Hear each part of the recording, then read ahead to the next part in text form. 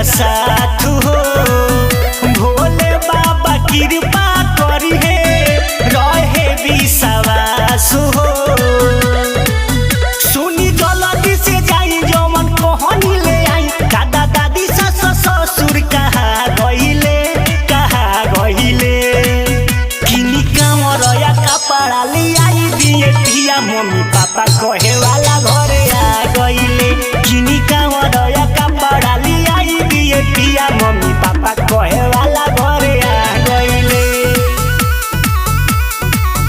Mummy papa कहे वाला mix by Golu Aishwarya.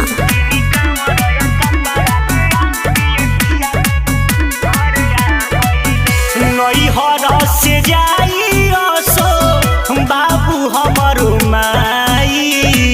सुल्तान गज में पियऊ जलावा भराई। नैहर से जाई असो बाबू हमरो माई।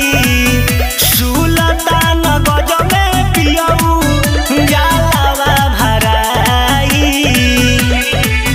सुनी राइटर अखिलेश एगो बात बा विशेष कहे बुलेट जी गाना गावे आ जई है।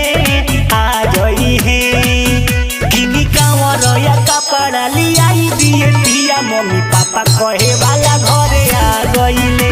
किनी कांवर